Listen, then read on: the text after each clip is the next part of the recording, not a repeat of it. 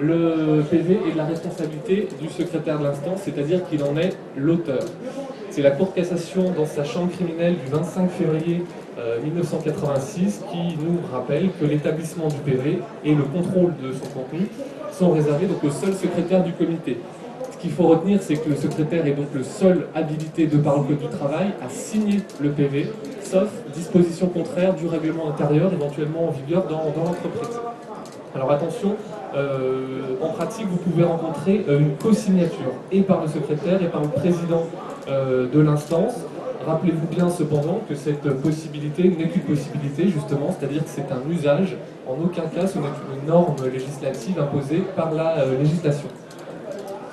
Deuxième arrêt, Cour de cassation, chambre criminelle du 10 janvier 89. La Cour nous rappelle dans cet arrêt que le refus d'employeur de transcription intégrale de certaines informations, à savoir des informations économiques, caractérise un délit d'entrave. Qu'est-ce qu'il faut comprendre de cet arrêt? Eh bien, en fait, c'est que le secrétaire du CE, bien évidemment, a donc le choix sur le format du PV et que s'il décide d'opter pour une synthèse ou alors pour des retranscriptions plus complètes, le président de l'instance ne peut en aucun cas s'y opposer. Il ne peut pas avoir la main sur le degré de sélection d'une information. Libre choix aux élus en la matière. Alors, le PV, donc bien évidemment, c'est un document qui est crucial, au contenu duquel il faut accorder la plus grande attention, notamment au moment de l'approbation. Petit conseil pratique, lors de l'approbation des PV, ne vous contentez pas de relire seulement vos seules interventions. Ne modifiez pas que vos interventions. En effet, ça peut toujours être une bonne idée d'aller lire, même en diagonale, les interventions de la direction, dans la mesure où il est toujours, à mon avis, important de surveiller si les engagements qui ont été prononcés au cours d'une séance se retrouvent bien dans un PV, ou en tout cas sont bien retranscrits de la bonne façon. Dans la mesure où, on le verra tout à l'heure, ils peuvent produire des conséquences juridiques. Donc le PV, comme je viens de vous le dire, il officialise les engagements de la direction, et une fois approuvé, il va prendre plusieurs valeurs, 3 valeurs.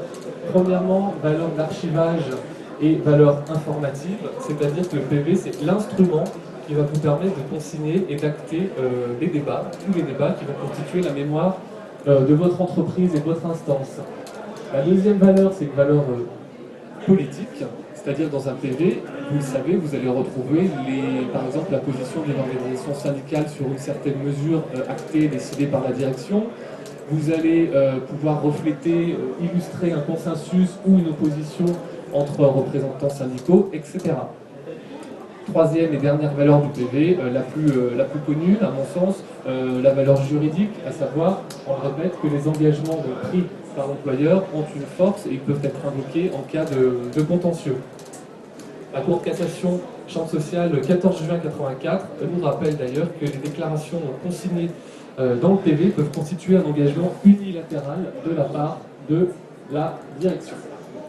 On parle même souvent, il faut le savoir, du PV comme d'un document officiel qui a une valeur d'enregistrement. Voilà. C'est-à-dire que la mission du rédacteur, au regard de ce que je viens de vous énoncer, apparaît donc comme capitale, fondamentale.